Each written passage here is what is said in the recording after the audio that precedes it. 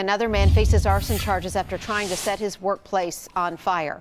Doris Markham is the second employee to start a fire in the Yorozu building in Morrison. There were reports of a kerosene and smoke smell in the building. Crews then found a fire inside the conference room of the plant. No one was hurt and there was no major damage.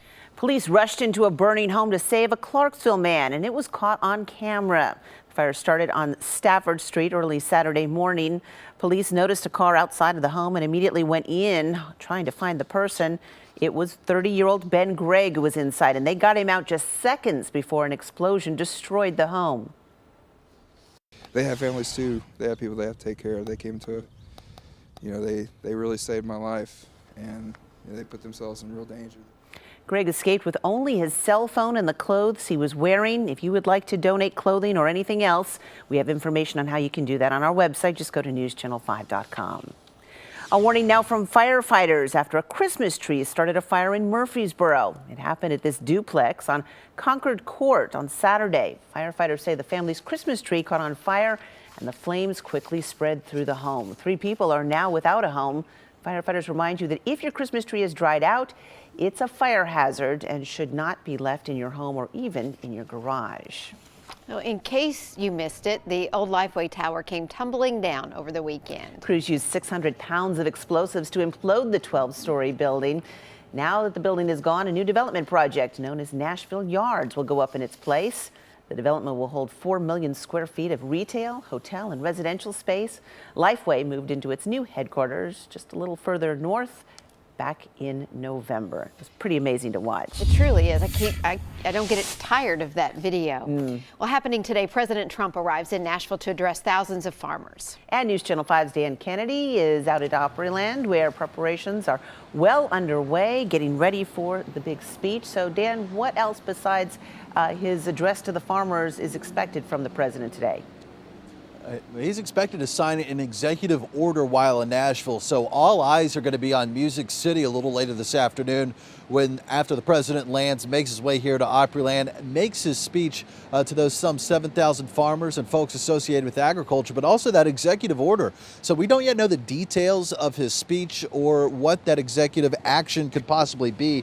What we do know, though, is that the president is expected to push for rural prosperity and also talk about increasing internet connectivity for rural America, and he's going to be doing so in front of a crowd of about 7,000 farmers, ranchers, and others involved in agriculture. U.S. Secretary of Agriculture Sonny Perdue and the former Georgia governor will be the man to introduce the president a little later today. Farmers from across the country are in attendance for the 99th annual American Farm Bureau Federation Convention. Air Force One lands at the Nashville airport around 2 o'clock today. The president will then make his way via motorcade here to Opryland for that 3:15 speech before hopping back on that flight heading to Atlanta in the 4 o'clock hour today. So it could have an effect on traffic for your rush hour commute in and around both Opryland and the airport, though we don't yet know the exact route for that motorcade not being released for security reasons. It's going to be a big day in Nashville. We have you covered throughout the afternoon on air and online. Reporting live from Opryland, Dan Kennedy, News Channel 5. All right, Dan, thank you. A night of stars in Hollywood as hundreds of actors and actresses took to the red carpet last night in support of the Me Too movement. And a country star celebrates his birthday in a big way, and he will soon share his gift with Middle Tennessee. We'll tell you when you can grab a bottle of his new line of whiskey. The biggest stars of film and television were honored at the 75th Annual Golden Globe Awards in Beverly Hills last night. Stars embraced the Me Too movement on the red carpet and the stage. And Chris Martinez has a look at the night's big winners.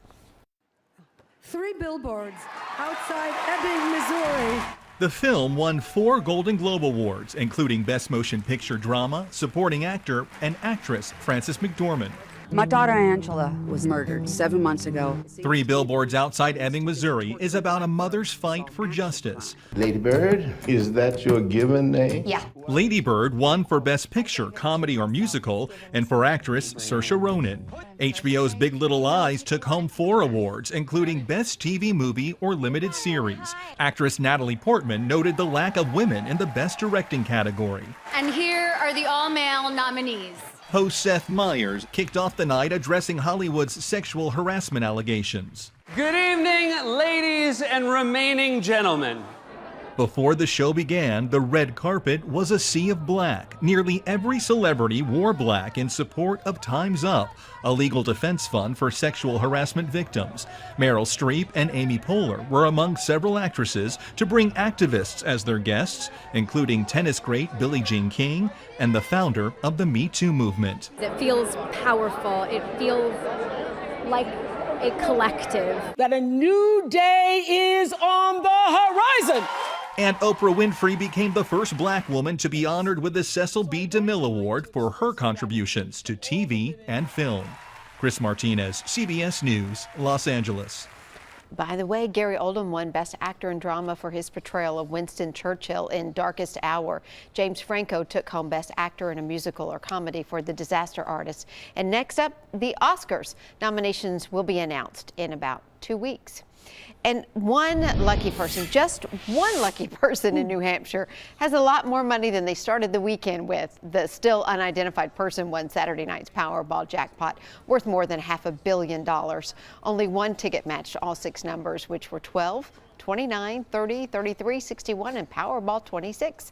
The huge Powerball jackpot came just one day after another lottery player in Florida won Friday night's $450 million Mega Millions jackpot.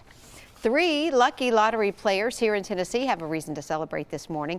One Mega Millions player in Red Boiling Springs won $1 million, and Powerball players in Eagleville and Lakeland won $150,000 and $50,000 respectively.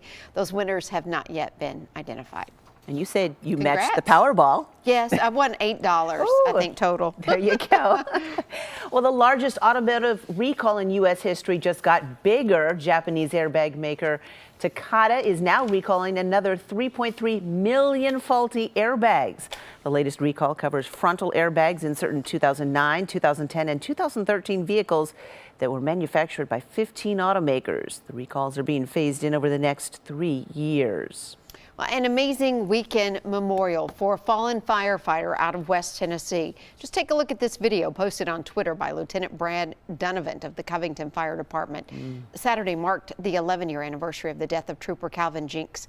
Over the weekend, hundreds of law enforcement and emergency vehicles lined the streets for a sea of blue in Jinks' memory.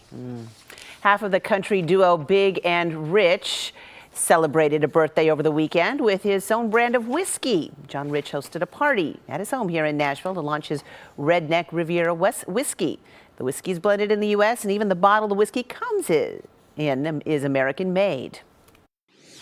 If you want a whiskey that is the smoothest pour you've ever had, in other words, there is no burn, it does not go up your nose, it doesn't do anything that some whiskeys can do.